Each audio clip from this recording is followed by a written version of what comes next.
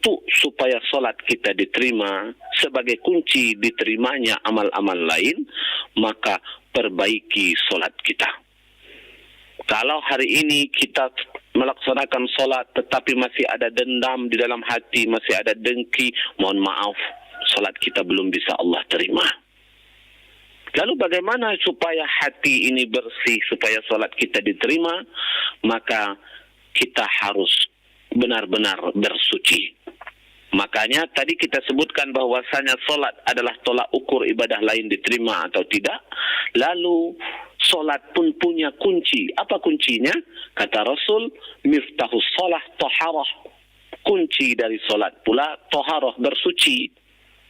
Jadi secara syariatnya, umpamanya kita sebutkan saya solat subuh tadi khusyuk, ayatnya panjang, bahkan menangis saya ketika solat subuh tadi, tetapi tidak berwudu. Apakah sah? Tidak sah.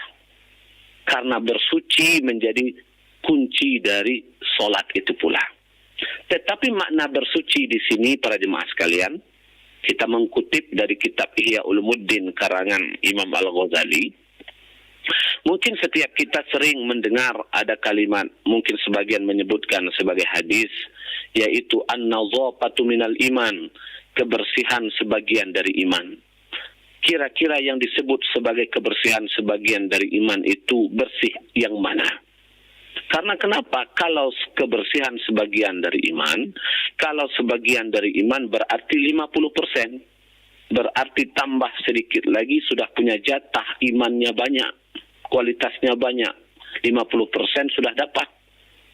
Maka kata Imam Al-Ghazali, makna dari bersih sebagian dari iman itu, apakah bersih wajahnya yang menawan, apakah rapi bajunya, apakah rumahnya tertata rapi, bersih, indah, apakah itu? Kalau cuma itu mudah sekali mendapatkan sebagian daripada iman. Namun praktek yang terjadi, ada orang yang wajahnya indah, pakaiannya rapi, rumahnya tertata dengan indah dan rapi, ternyata tidak sholat. Ada orang yang demikian. Atau yang lainnya, ada yang cantik, ada yang menawan, bersih, rapi dan lain sebagainya, tetapi ia punya sifat dengki, dendam, dia selalu menyakiti orang lain. Ada. Lalu kata Imam Al-Ghazali dalam Ihya, beliau mengatakan maksud dari kebersihan sebagian dari iman, selain bersih zahirnya tadi, selain bersih pada tampangnya tadi, yang lebih utama adalah bersih hatinya. Tidak ada dengki, tidak ada dendam, tidak ada suuzon, tidak ada hasud dan lain sebagainya. Itulah yang dimaknai bersih sebagian daripada iman. Kenapa?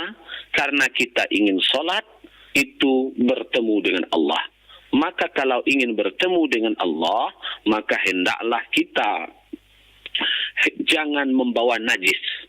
Baik najis zahir maupun najis hati. Apa najis hati? Dendam, dengki, suuzon dan lain sebagainya. Itu najis hati. Maka kalau ingin bertemu dengan Allah, ingin solat kita diterima oleh Allah, maka ketika solat tinggalkan segala dendam. Jangan ada dendam, jangan ada hasad. Apa itu hasad?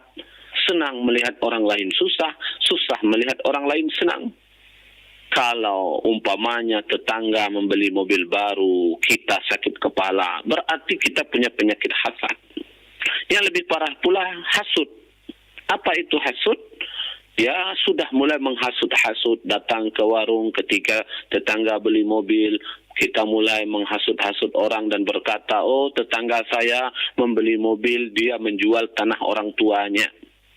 Memangnya apa salahnya kalau ia jual tanah orang tuanya? Apakah kita rugi? Tidak. Kalau masih ada hal itu di hati kita para pendengar sekalian, berarti solat kita belum bisa bertemu dengan Allah. Iya. Kemungkinan besar kita akan tidak mendapatkan husnul khotimah. Itu dia. Kita mati itu pasti. Kita tidak bisa mempercepat dan tidak bisa memperlambat. Yeah. Tetapi marilah kita berusaha untuk semaksimal mungkin dengan harapan ketika ajal itu datang kepada kita, karena ajal itu tidak memberi aba-aba. Yeah. Yang sampai ada kita menunda-nunda, saya sholatnya tunggulah umur 60. Boleh. Tetapi kita tidak tahu apakah kita masih hidup sampai 60 atau tidak. Jadi siapkan diri kita. Anggap saja kita mati besok. Anggap saja kita hidup di dunia ini hanya sebulan atau seminggu saja. Sehingga kita akan berusaha untuk beribadah semaksimal mungkin dan bersikap sebaik mungkin.